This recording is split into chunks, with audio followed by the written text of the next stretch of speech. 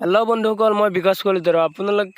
আপোনালোকলৈ এতিয়া নতুন আপডেট লৈ আহিছোঁ। আপোনালোকৰ হাতত যদি আধাৰ কাৰ্ড আছে তেনেহ'লে আধাৰ কাৰ্ডৰ VID নাম্বাৰটো এতিয়া জেনেৰেট কৰি লওক, কাৰণ এইটো আধাৰ কাৰ্ড ৱেবছাইটৰ পৰা নিউ আপডেট আহিছে। কাৰণ আপোনালোকে বা আমি সকলোৱে য'তে ত'তে আধাৰ কাৰ্ড জইন কৰিবলগীয়া হৈছে, আৰু আপোনালোকৰ আধাৰ কাৰ্ডখনৰ চিকিউৰিটি নোহোৱা হৈছে। সেইবাবে আপোনাৰ আধাৰ কাৰ্ডৰ VID নাম্বাৰটো জেনেৰেট কৰি লওক। চ' মোৰ ভিডিঅ'টো শেষলৈ চালে আপোনালোকে বুজি পোৱাত সহায় হ'ব আপোনালোকৰ। চ' আপোনালোকে ক্ৰম ব্ৰাউজাৰ অ'পেন কৰিব। কৰি লৈ চাৰ্চ কৰিব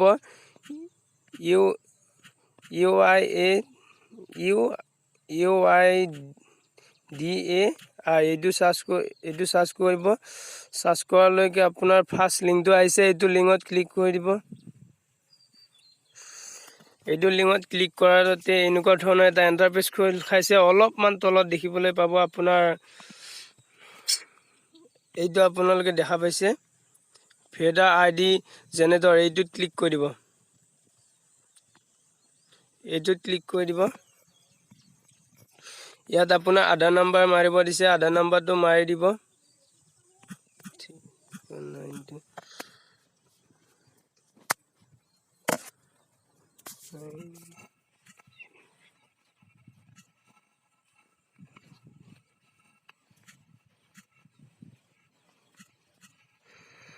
তাৰপিছত এইটো মাৰিব, কেপচাটো মাৰিব। এইটোত মাৰিব আধাৰ নাম্বাৰ, এইটোত মাৰিব কেপচা।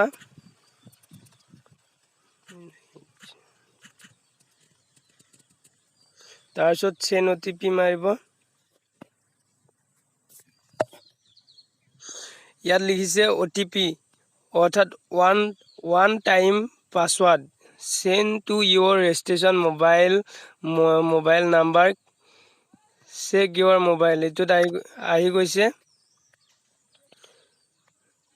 আপোনালোকে ইয়াত এইফালে এণ্টাৰ OTP আছে, তাত মাৰিব।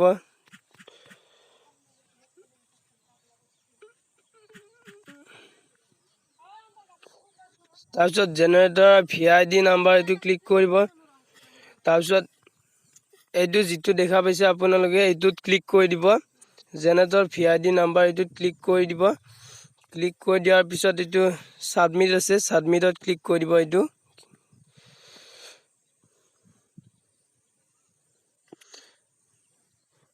এইটো আপোনালোকে দেখা পাইছে, congratulation your VID number successfully grant and send to your registration mobile, আৰু লগে লগে এটা মেছেজ আহি গৈছে।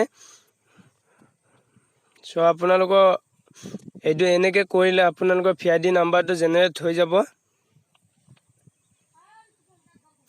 চ' VID নাম্বাৰটো জেনেৰেট হৈ গ'ল।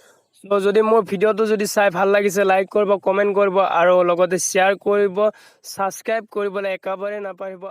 আৰু